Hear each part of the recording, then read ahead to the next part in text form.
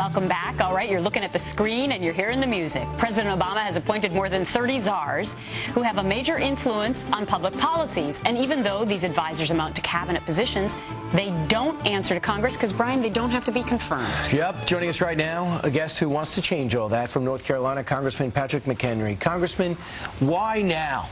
Why, when we put up with czars through other administrations, do you think a line in the sand has to be drawn now? Well, I think it should have been drawn in the sand a long time ago.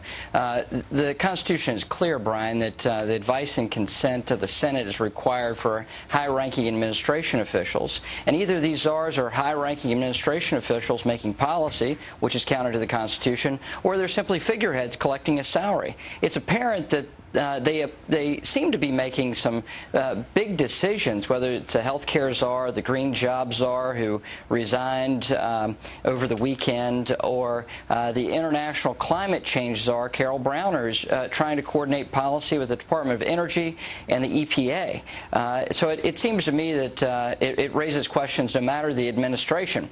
And I think what's apparent is that the Obama administration has done what previous administrations have done, but they've done it in a much wider way. Yeah, Look, right. The government spends money, and they're spending a lot more money. The government's been involved in health care, but they want government to take over health care.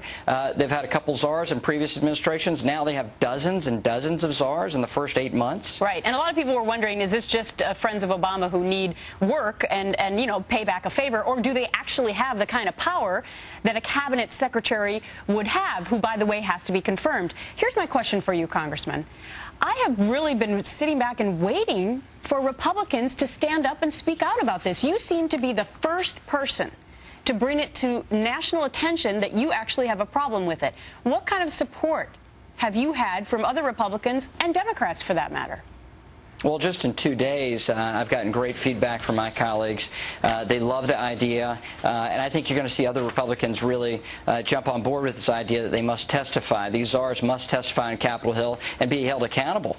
And I agree with you, Gretchen. You know, Republicans need to stand up and fight and be vocal about what they're for, what they're against, and the plans they have for America. And the feedback, the idea that I got about the czars came from my constituents at town hall meetings. Very productive, very helpful to get that feedback, and that's why I'm coming back and fighting for them. What wedding czar did you consult before you got engaged, Congressman?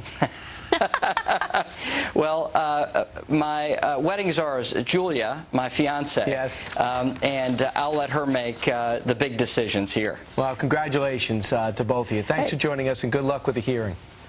Thank you, Brian, and I'll tell Julia you gave your thanks. Yeah, and I hope to be invited. Thanks very much. 3 minutes before the top of the hour. All right, at the top of the hour, Geraldo Rivera joins us for coverage.